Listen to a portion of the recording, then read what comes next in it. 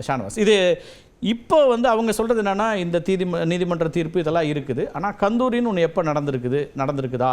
அப்புறம் வந்து இதை வந்து வரலாற்றை மாற்றி அந்த மலைக்கு வேறு பெயர் சூட்ட முயற்சிக்கிறாங்க, இதெல்லாம் நாங்கள் அப்ஜெக்ட் பண்ணுறோம் அப்படிங்கிறார் சூர்யா. அதாவது ஹெச் ராஜா நேற்று பேசின பேச்சுக்கும் சூர்யா இன்னைக்கு பேசுகிற பேச்சுக்குமே நிறைய முரண்பாடு இருக்குது. முதல்ல இவங்க என்ன சொன்னாங்க, அசைவம் சாப்பிட்லாம் மேலே போய், ஆடு தான் அறுக்கக்கூடாதுன்னாங்க. அதுக்கப்புறம் நவாஸ்கனி கூட போனவங்க போய் மேலே சிக்கந்தர் மலை அந்த தர்காவில் அசைவம் சாப்பிட்டதை அப்ஜெக்ஷன் பண்ணி அண்ணாமலை எப்படி அசைவம் சாப்பிட்லான்னு கேட்டாங்க.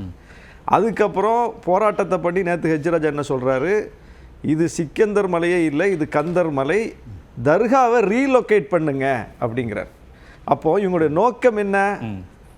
அசைவம் சாப்பிடக்கூடாது, ஆடு அறுக்கக்கூடாது, தர்காவை அங்கேருந்து ரீலொகேட் பண்ணணும். அது என்ன, அந்த வடிவேலு மேப்பை விரிச்சுக்கிட்டு டெல்லியிலேருந்து இங்கே மாற்றிடலாம், இதை இங்கே மாற்றிடலான்னு சொல்கிற மாதிரி காமெடியாக இது மக்கள் ஆண்டாண்டு காலமாக தங்கள் உணர்வுகளின் அடிப்படையில் வழிபாடு செய்து கொண்டு வருகிற இடம். அங்கே எல்லாமே இருக்குது, சொல்லிட்டாங்க நண்பர்கள் என்னென்ன இருக்குது, எப்படி இருக்குது, அதில் எந்த பிரச்சனையும் இல்லை அப்படின்னு. இப்போ கந்தூரி நடந்துதா? கந்தூரி நடந்து கொண்டிருக்கிறது.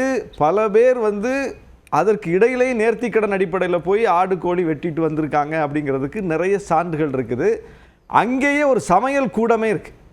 நான் அதை காட்டுறேன். இந்த சமையல் சிக்கந்தர் தர்காவில் இருக்கக்கூடிய சமையல் கூடம், இது சமையல் கூடம் இருக்கு. சரி, இங்கே என்ன தயிர் சாதமாக சமைப்பாங்க? சாம்பார் சாதம் சமைப்பாங்களா? இங்கே என்ன சமைப்பாங்க? ஒரு தர்காவில் என்ன சமைப்பாங்க? சமையல் கூட அங்கே எதுக்கு வருது?